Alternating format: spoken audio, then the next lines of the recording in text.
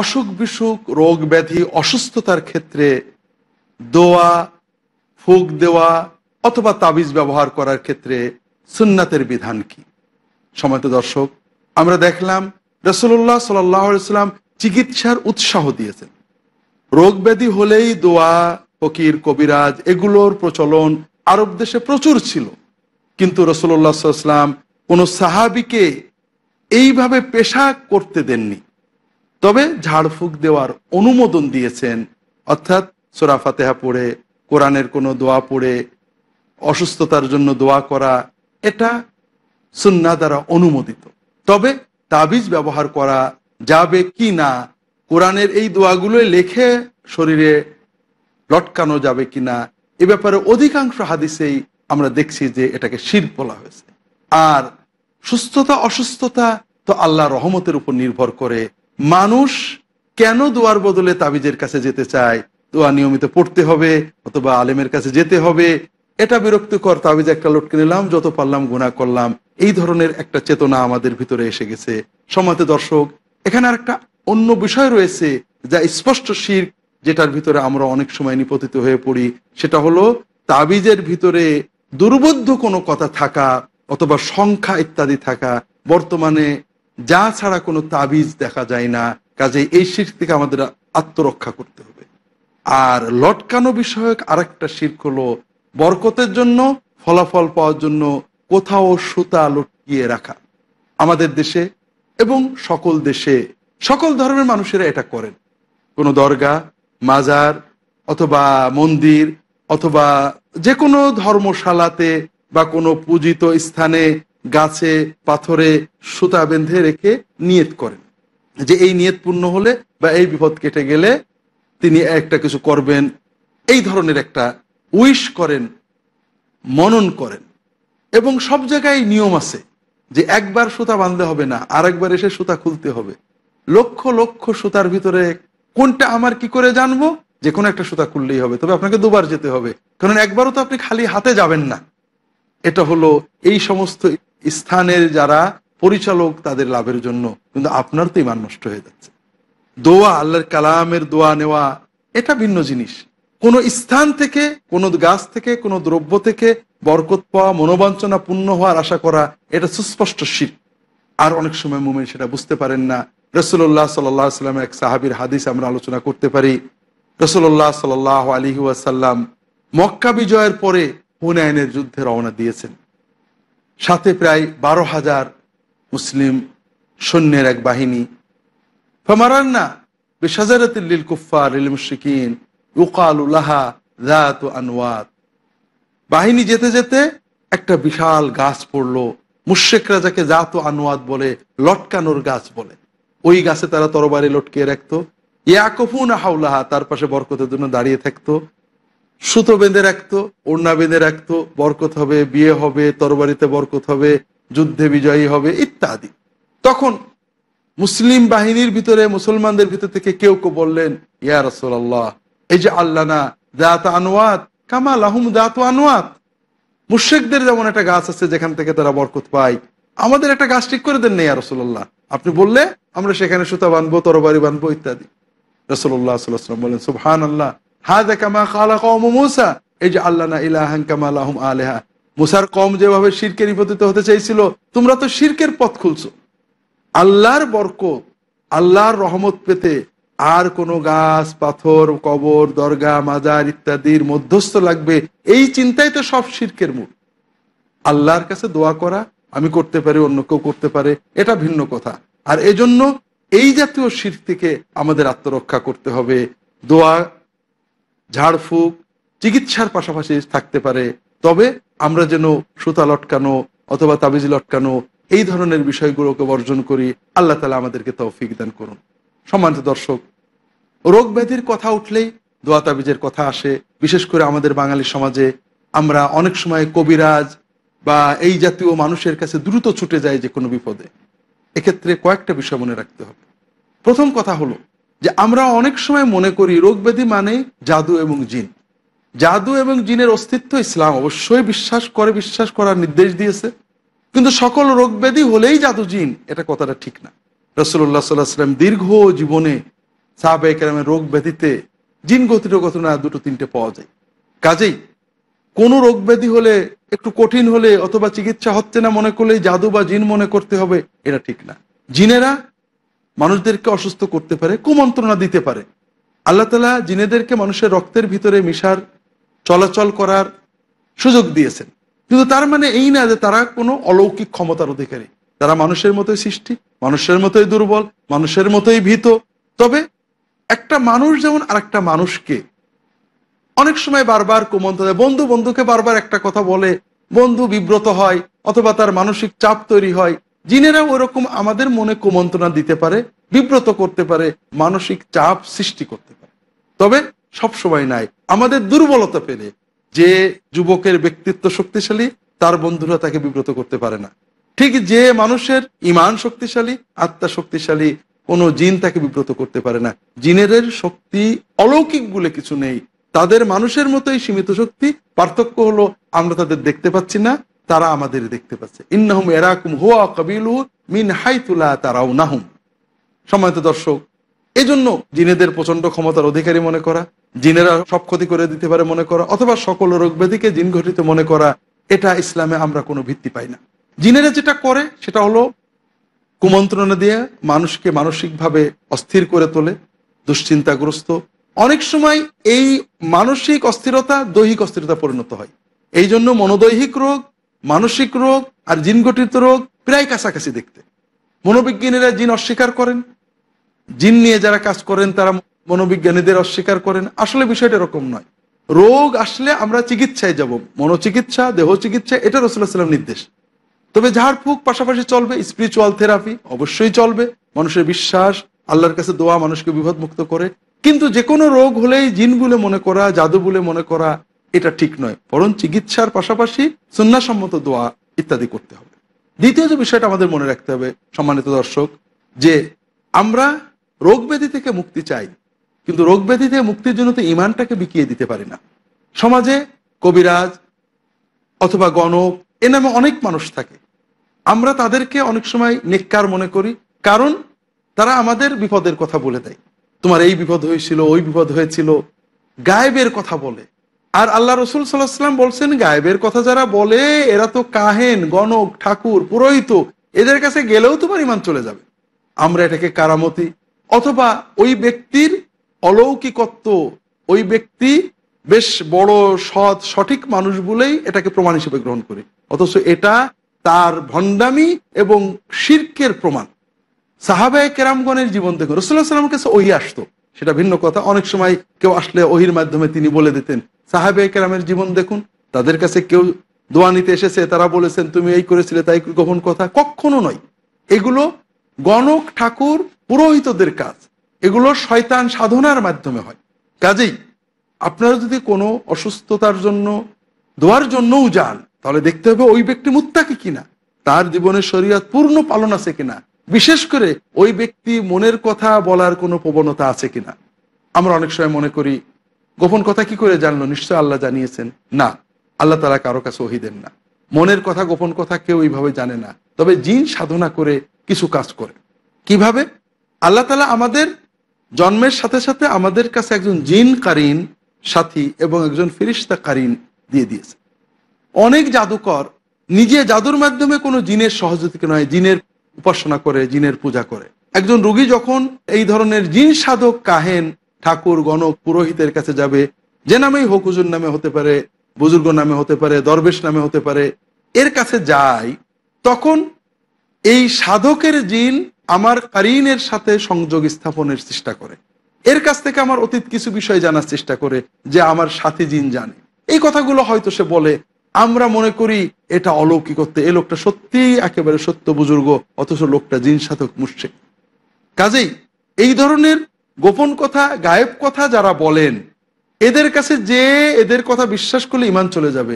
আল্লাহ রাসূল সাল্লাল্লাহু আলাইহি ওয়াসাল্লাম বলছেন, মান আতা কাহিনান আও আররাফান ফাসাদ্দাকাহু ফিমা ইয়াকুল ফাকাদ কাফারা বিমা উনজিলা আলা মুহাম্মাদিন সাল্লাল্লাহু আলাইহি ওয়াসাল্লাম। যে ব্যক্তি কোনো এই জাতীয় গোপন কথা বলা, ভবিষ্যৎ বা অতীতের না জানা কথা বলার দাবি করে, গণক নামে হোক, ঠাকুর নামে হোক, জ্যোতিষী নামে হোক বা যে কোনো নামে হোক, এদের কাছে যদি কেউ যায় তার কথা বিশ্বাস করে, তাহলে ওই ব্যক্তি রাসূলুল্লাহ সাল্লাল্লাহু আলাইহি ওয়াসাল্লামের উপরে যা নাজিল হয়েছে এটার প্রতি কাফের বলে গণ্য হবে। অন্য হাদিসে আসছে, যদি শুধু জিজ্ঞাসা করে ফাসআলু আন শাইইন লাম তুকবাল লাহু সালাতুন 40 লাইলা, 40 দিন পর্যন্ত তার সালাত কবুল হবে না, কোনো ইবাদত আল্লাহ কবুল করবেন না। সম্মানিত দর্শক, কাজেই আমরা যদি দোয়ার জন্য কারো কাছে যাই, তাহলে মুত্তাকি, পরহেজগার, দিনদার, যার ভিতরে কোরআন এবং সুন্নাহ রয়েছে এমন ব্যক্তির কাছে যাব। আমরা নিজেরা সুন্নাহ মতো দোয়া করব, পরিবার আব্বা আম্মা সন্তানদের দোয়া করবেন, সুন্নত দোয়া পড়ে ফু দিয়ে দেবেন, নিজেরা দোয়া করবে। এরপরেও যদি কারোর দরকার হয়, এটা আমাদের খুব সাবধান থাকতে হবে। দ্বিতীয়ত, মাসনুন দোয়া আর জাদুকরের জাদুর ভিতরে কিছু মৌলিক পার্থক্য আছে। মাসনুন দোয়া রাসূলুল্লাহ সাল্লাল্লাহু আলাইহি ওয়াসাল্লাম থেকে আমরা যেটা দেখি, কারোর বাপার নামও শোনেননি, মায়ের নামও শোনেননি, কারোর ব্যবহৃত জিনিস চাননি, তোমার একটা কাপড়ের টুকরো নিয়ে এসো, একটা পাখি নিয়ে এসো, জবাই করো। কাজেই মাসনুন দোয়া একটা মানুষ যাবে, সুন্নত দোয়া দিয়ে দেওয়া হবে। কোনো ব্যক্তির কাছে যদি দোয়ার জন্য যান, তিনি যদি আপনাকে বলেন তোমার মায়ের নাম বলতে হবে, তোমার ব্যবহার একটা চিরুনি, চুল, একটা কিছু লাগবে, কাপড় লাগবে, অথবা বলে যে একটা চড়ুই জবাই করতে হবে, মুরগি জবাই করে দিতে হবে, এরা সবাই জাদুকর এবং জিন সাধক। এদিকে আমাদের কিন্তু খেয়াল রাখতে হবে, এটা জিন সাধক জাদুকরদের নমুনা এবং তাদের কর্ম, যেটা যুগে যুগে আমরা দেখতে পেয়েছি। সম্মানিত দর্শক, সময় হলো বিরতিতে যাওয়ার। বিরতির পরে আবার আপনাদের কাছে ফিরে আসার আশা রাখছি। আমাদের সাথেই থাকুন। আসসালামু আলাইকুম ওয়া রাহমাতুল্লাহি ওয়া বারাকাতুহু। সম্মানিত দর্শক, আমরা আলোচনা করছিলাম দোয়া আর জাদুকরের খপ্পর দুটোর পার্থক্য নিয়ে। কাজেই আমরা যদি দোয়া চাই, সুন্নাহসম্মত দোয়া কারোর কাছে চাই, যার ভিতরে সুন্নাহ তাওহীদ আছে, তার কাছে যেতে হবে। রোগ ব্যাধির জন্য ছটফট করে ঈমান হারালে চলবে না। জাদু, জিন, এগুলোর উদ্দেশ্য কি? মানুষকে শিরকের পথে নিয়া। জিন জাতি, শয়তানের যারা অনুচর, তাদের একটাই কাজ আদম সন্তানকে জাহান্নামের পথে নেওয়া। কাজেই জাদু থেকে বাঁচতে হলে আপনাকে তিনটে পথের এক পথ, হয় শিরককে স্বীকার করে শিরকে নিপতিত হন, যতক্ষণ শিরকে থাকবেন জিনেরা কষ্ট দেয়া বন্ধ করবে। আর একটা হলো জিন, অন্য কোনো জিন নিয়ে এই জাদু এবং জিনের প্রতিরোধ করা, এটা কিন্তু কোরআন সুন্নাহ সমর্থন করে না। আর একটা হলো মাসনুন দোয়ার মাধ্যমে বিপদ মুক্ত হওয়া, এটা কোরআন সুন্নাহ সমর্থন করে। আল্লাহ কোরআন কারিমে বলেছেন, কিছু মানুষ জিনেদের সাধনা করে জিনেদের আশ্রয় গ্রহণ করত, জিনেদের দিয়ে কাজ করাতো, এর মাধ্যমে তারা খুব বেশি লাভবান হয়নি, তাদের কষ্ট, দুঃখ, পরিশ্রম বেড়েছে। কাজে জিনের সাহায্য নেওয়া, জিনেদের দিয়ে কিছু করানোর চেষ্টা করা, জিন সাধনা করা, জিন বন্দী করা, এগুলো সব শরিয়া বিরোধী কর্ম। এগুলো থেকে আমাদেরকে আত্মরক্ষা করতে হবে। এর বিপরীতে আমরা যদি কোনো জাদুকরের কাছে যাই, তাহলে ওরা কি করবে? প্রথমত আমাদের প্রতারণা করবে। হয়তো শিরিক মেনে নিলাম, আমাদের একটা দোয়া শিখিয়ে দিল, হয়তো কোরআনের আয়াত, তার সাথে কিছু কথা যেগুলো শিরকি কথা, তার শয়তান, তার দেবতা, তার যে জিনের সে আরাধনা করে, এটার নাম ঢুকিয়ে দিল। আপনাকে বললো একটা মুরগি জবাই করতে হবে, হয়তো বিসমিল্লাহ বলেই বলবেন, তার সাথে দু একটা ছোট বাক্য দিয়ে দিল, যার মাধ্যমে শিরিকটা প্রতিষ্ঠিত হলো। এভাবে আপনাকে শিরকের ভিতরে নিপতিত করবে। কাজেই এই জাতীয় মানুষদের খপ্পর থেকে বাঁচতে হবে। আর এভাবে রোগ ব্যাধি থেকে মুক্তি পাওয়া যায় না। অনেক মানুষ এই ধরনের মানুষের কাছে যাচ্ছে, রোগ ব্যাধি সারে না, কিন্তু ঈমানটা হারিয়ে যাচ্ছে। আমরা যেটা করব সেটা হলো, প্রথমত সকল রোগ ব্যাধিকে মনোদৈহিক বলে চিন্তা করব, বৈজ্ঞানিক চিকিৎসা নেওয়ার চেষ্টা করব। দ্বিতীয়ত, এই ধরনের রোগ ব্যাধিতে আমরা সুন্নাহসম্মত দোয়া ইত্যাদির মাধ্যমে এটা থেকে মুক্ত হওয়ার চেষ্টা করব। এই জাতীয় দোয়া রাসূলুল্লাহ সাল্লাল্লাহু আলাইহি ওয়াসাল্লাম অনেক শিখিয়েছেন। সকাল সন্ধ্যায় পড়া, গায়ে পড়ে ফু দেওয়া, পড়ে পানি খাওয়া, এটাও সাহাবী তাবেঈনদের অনেকে অনুমোদন করেছেন। এগুলো করা যেতে পারে।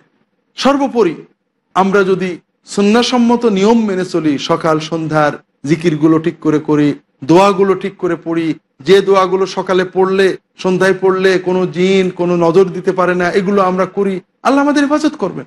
যেমন সহিহ বুখারীর হাদিস এসেছে, যদি কেউ সকালবেলায় 100 বার পড়ে লা ইলাহা ইল্লাল্লাহু ওয়াহদাহু লা শারীকা লাহু লাহুল মুলকু ওয়া লাহুল হামদু ওয়া হুয়া আলা কুল্লি শাইইন কাদির, অন্যান্য সওয়াবের পাশেও রাসূলুল্লাহ সাল্লাল্লাহু আলাইহি ওয়াসাল্লাম বলছেন, কানা হিজরাম মিনাশ শাইতান, ওই দিন শয়তান তার কাছে আসতে পারবে না। যদি কেউ বিছানায় শোয়ার সময় অন্যান্য সন্ধ্যার দোয়া সকালের দোয়ার পাশাপাশি সে বলে আউযু বিকালিমাতিল্লাহি তাম্মাতি মিন গাযাবিহি ওয়া ইকাবিহি ওয়া মিন শাররি ইবাদিহি ওয়া মিন হামাযাতিশ শায়াতিন ওয়া ইয়াহদুরুন, তাহলে পরে রাত্রে কোনো শয়তান তাকে কষ্ট দিতে পারে না। এই জাতীয় দোয়াগুলো আমাদেরকে মাসনুন দোয়ার গ্রন্থ থেকে, ভালো আলেমদের থেকে শিখে নিজেরা আমল করতে হবে। এভাবেই আমরা প্রতারকদের খপ্পর থেকে বাঁচতে পারবো, জাদু জিন ইত্যাদি থেকেও বাঁচতে পারবো। সম্মানিত দর্শক, রোগ ব্যাধির ক্ষেত্রে আরেকটা বিষয় আছে, যেটা হলো বদনজর নামে আমরা জানি।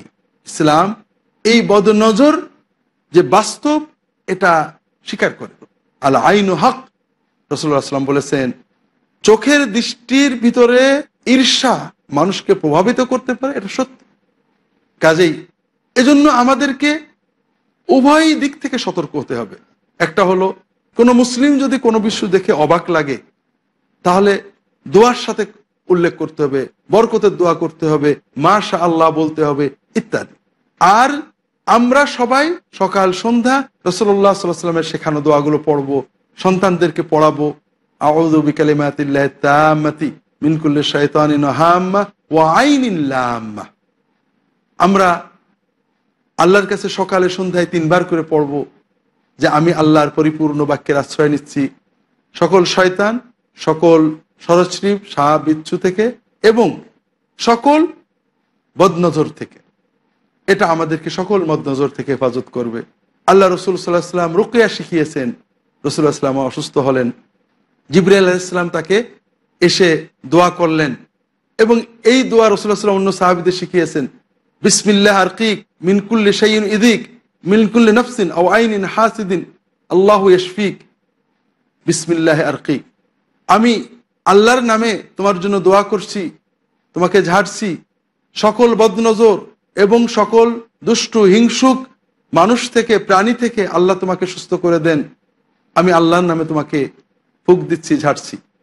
এই দোয়া আমরা করতে পারি, পিতামাতা অন্য যে কেউ করতে পারেন। সম্মানিত দর্শক, এভাবে সুন্নতের ভিতরে সীমাবদ্ধ থেকে যদি আমরা আমাদের সুস্থতা অর্জনের চেষ্টা করি, সেটাই হবে আমাদের মঙ্গল, দুনিয়ার কল্যাণ, আখিরাতের কল্যাণ বয়ে নিয়ে আসবে। আর যদি আমরা অসুস্থতায় অস্থির হয়ে দ্রুত ফলের জন্য ছটফট করি, ঈমান বিক্রি করি, তাহলে আমরা ঈমান হারাবো, কিন্তু ফলাফল কিছুই পাবো না। সম্মানিত দর্শক, জাদু টোনা বান বা জিন এগুলোর ক্ষেত্রে অতি বিশ্বাস অর্থাৎ সব রোগ এই নির্ভর, এই চেতনা থেকে মুক্ত হয়ে আমরা চিকিৎসার দিকে বেশি যাব, যেটা রাসূলুল্লাহ সাল্লাল্লাহু আলাইহি ওয়াসাল্লাম আমাদেরকে বারবার নির্দেশ দিয়েছেন। ইয়া আইয়ুহান নাস তাদাউ ফাইন্নাহু মা আনজালাল্লাহু মিন দা ইল্লা আনজালা লাহু দাওয়া। প্রত্যেক রোগেরই চিকিৎসা আছে, ঔষধ আছে। যদি সঠিক ঔষধ পাওয়া যায় মানুষ মুক্ত হতে পারে। এরপরও সম্মানিত দর্শক, মানুষ তো অসুস্থ হবে, মানুষের মৃত্যু হবেই। অসুস্থতা একসময় মৃত্যুর দিকে আমাদের নিয়ে যাবে। কেউ আগে মরবেন, কেউ পরে মরবেন, এটাই তো বাস্তবতা। এটা তো আমরা ঠেকাতে পারবো না, কিন্তু আমরা সুস্থতার জন্য চেষ্টা করব। আল্লাহ তাআলা আমাদের তৌফিক দান করুন, আমিন। সম্মানিত দর্শক, ইসলামের স্বাস্থ্য ও সুস্থতা বিষয়ক সুন্নাতের নির্দেশনা আমরা পর্যালোচনা করে যেটা দেখলাম, যদি কেউ পরিপূর্ণ ইসলামী শিক্ষা মতো রাসূলুল্লাহ সাল্লাল্লাহু আলাইহি ওয়াসাল্লামের সুন্নাত মতো জীবনযাপন করে, সে স্বভাবতই সুস্থ থাকবে। আল্লাহ তাআলা ওয়াদা করেছেন, মান আমিলা সালিহান মিন যাকারিন আও উনসা ওয়া হুয়া মুমিনুন ফালানুহইয়ান্নাহু হায়াতান তাইয়্যিবা। যদি কোনো মুমিন নেক আমল করে, পুরুষ হোক আর নারী হোক, আমি তাকে পবিত্র জীবন দান করব। কাজেই আমরা আশা করব রাসূলুল্লাহ সাল্লাল্লাহু আলাইহি ওয়াসাল্লামের শিক্ষা মতো পবিত্রতা, পরিচ্ছন্নতা, সুন্দর জীবন, আত্মার সুস্থতা, পারিবারিক আনন্দ বিনোদন, এগুলোর ভিতর দিয়ে আমরা যখন চলবো, স্বাভাবিকভাবেই আমরা একটা বড় পর্যায়ের সুস্থতা অর্জন করতে পারবো। এরপরও অসুস্থতা আসবে, আসতেই পারে। যদি আসে, অধৈর্য না হয়ে আল্লাহর সিদ্ধান্তে সবর করব এবং এর ভিতরে আমাদের কল্যাণ আছে, এর মাধ্যমে আল্লাহ আমার মর্যাদা বাড়াবেন, এই বিশ্বাস সহ চিকিৎসার জন্য চেষ্টা করব। চিকিৎসা রাসূল সাল্লাল্লাহু আলাইহি ওয়াসাল্লামের নির্দেশ, চিকিৎসা রাসূল সাল্লাল্লাহু আলাইহি ওয়াসাল্লামের সুন্নাহ, সাহাবীগণের সুন্নাত। এই সুন্নাতের পাশাপাশি আমরা রাসূলুল্লাহ সাল্লাল্লাহু আলাইহি ওয়াসাল্লাম শেখানো দোয়া পড়ব, ফু দেব, গায়ে হাত দিয়ে দোয়া করব, জোরে জোরে পড়ে অসুস্থ মানুষকে শোনাবো, মানুষকে দেখতে যাব, তাদের চিকিৎসা নিতে উৎসাহ দেব। কারণ অসুস্থ মানুষ অনেক সময় চিকিৎসা নিতে চায় না।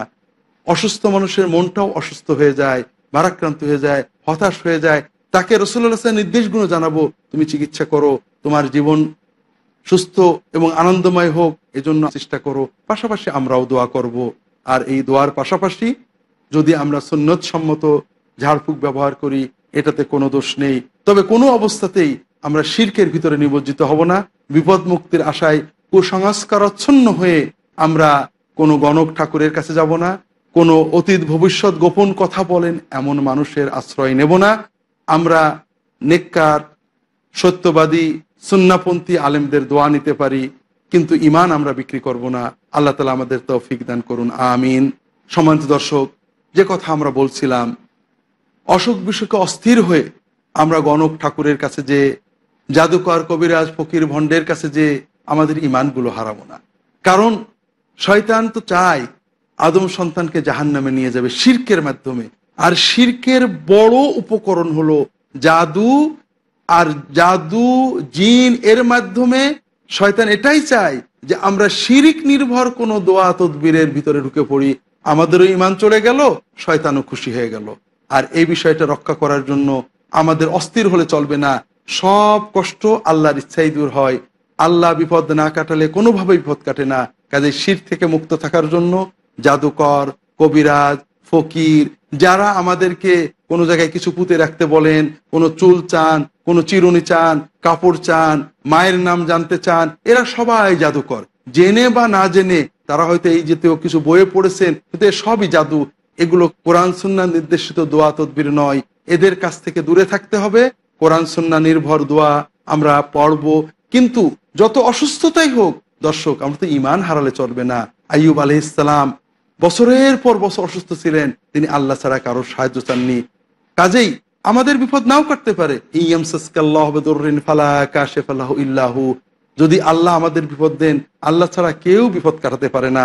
বিপদ কাটানোর উৎসাহে ছুটে বেড়াবো না, আল্লাহর কাছে সমর্পণ করব।